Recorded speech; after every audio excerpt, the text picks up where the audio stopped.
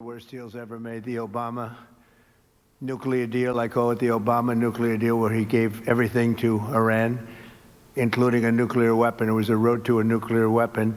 Bad things would have happened 4 years ago, because they would have had a weapon 4 years ago if I didn't terminate that deal.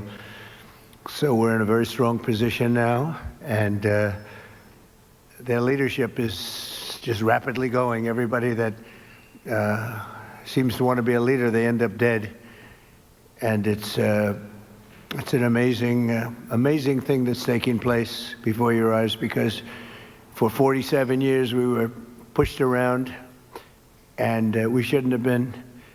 And I think I can say, and you see it as well as I do, you see the tremendous progress that's being made. Their missiles are being wiped out rapidly. Their launchers are being wiped out.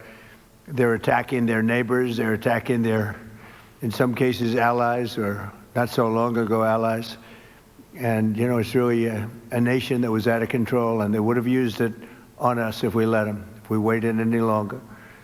A big factor was Soleimani, the killing of Soleimani in my first term. And maybe the biggest factor was the rebuilding of the military in my first term. And then the B-2s hit the, and I use the word obliterate because it really was, it was a complete obliteration of their nuclear potential, and that set them back very, very seriously. If we didn't hit within 2 weeks, they would have had a nuclear weapon. If we didn't do the B-2 attack a number of months ago, they would have a nuclear weapon. And when crazy people have nuclear weapons, bad things happen. So we're in very good shape now. I want to let you know that, and we will continue forward.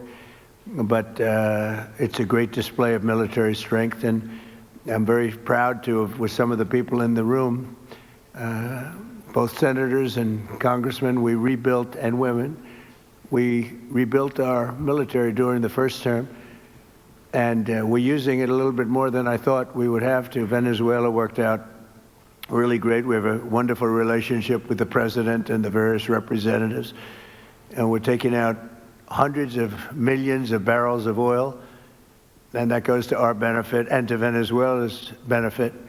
They'll be doing better than they've ever done before, and we will get a big piece of that, and we'll also make life wonderful for the people of Venezuela who have been very, very badly hit. So that's a lot said in a short period of time, but you can witness it for yourself. And now we'll get on to something that I'm very proud of, because it was sort of my idea, like very much so. Build your own power plant.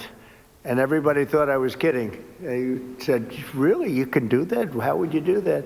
I said, we'll get you fast permits, and you'll build your own plants, but we're going to discuss it in great detail with the biggest people in the industry and some of our great leaders and senators. And congratulations on the Medal of Honor for your 100-year soldier. You know, 100 years old, 101 to be exact.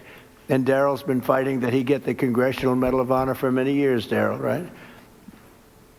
Mr. President, I give you all the credit for overcoming the lawyers in the Department of the Navy in a way that I thought was amazing. Yeah. And well, nobody could have done it but you. Maybe it'll be a long, we had to get it to him a little bit quickly, but he looks like he's in good shape. He's got some years left, right? He's planning to come back here for your next Medal of Honor ceremony, and he's also going to be the star at Tailhook this summer if you want to come to Reno. Well, I congratulate you for that success. That was amazing. He didn't stop. I've known him a long time. He never stops. So congratulations. It's very nice.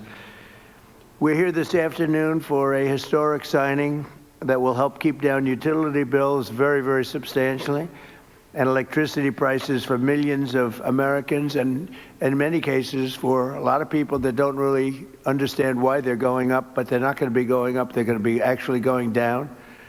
Today we followed through on an announcement I made in my State of the Union address last week, as America's largest tech companies officially signed the Ratepayer Protection Pledge. It's a big deal. It's going to have a tremendous impact on electricity costs. We're bringing down all of the costs. We have this little interlude to do what we have to do, because we had it going, but these interludes are very important, especially this one. but the economy has never been like this. We broke 50,000 on the Dow. People thought we wouldn't do that within the first 4 years. We did it in the first year. And we brought 7 on the S&P, 7,000 on the S&P. They said that's even less likely to happen. And we did that too, all within the first year. Under this new agreement, big tech companies are committing to fully cover the cost of increased electricity production required for AI data centers, and that would be prices for American communities will not go up, but in many cases will actually come down and very substantially. Because, you know, the data centers, and you people are so big, you're the biggest in the world, but they've developed a little bit of a bad public, they need some PR help, because people think that if a data center goes in, their electricity prices are going to go up, and that's not happening. It's not going to happen. And for the areas where it did happen, it won't happen anymore because they never had this alternative. It's actually going to mean the prices come down. You're going to see how badly they want. Some centers were rejected by communities for that, and now I think it's going to be just the opposite. This means that the tech companies and the data centers will be able to get the electricity they need, all without driving up electricity costs for consumers. This is a historic win for countless American families, and will also make our electricity grid stronger and more resilient than ever before. So that's part of it. It's going to be strengthened up, and they're going to be getting a lot of excess electricity from the data centers where they build their own plants. They're going to be creating their own electricity. We're pleased to be joined today by Speaker Mike Johnson, who's got a difficult job, but he does it as easy as anybody I've ever seen do that job. It's never easy when you have a majority of 2, or sometimes less. I was going to say, sometimes less, but he's amazing. And Energy Secretary Chris Wright, who's worked so hard, and Senators Katie Britt, Bernie Moreno, John Husted. Thank you, everybody. Really great. Thanks, Katie.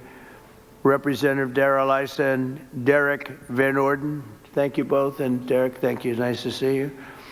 OSTP Director Michael Kratsios, AI and crypto czar David Sachs, as well as the commissioners of the Federal Energy Regulation and Regulatory Commission, and an audience. In the audience, you have Laura Sweat, David Rosner, Lindsay C., and Judy Chang, all very well-known people, especially in this group of geniuses. We have a lot of geniuses here, and a lot of geniuses that are also very strong people representing labor. We love labor. We love these guys.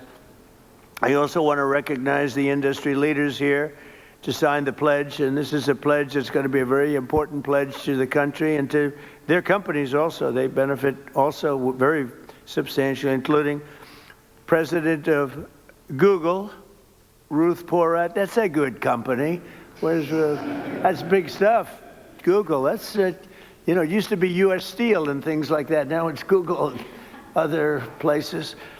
President of Meta, Dina Powell, who was with me. Dina Powell was with me for a long time, and I called up Mark and I said, congratulations, that was a good hire, right? That was a good hire. She's fantastic, and her husband is fantastic. He's a great senator, and he ran in a place called Pennsylvania, and he ran against somebody that was very tough to win. It was very, very tough to win. And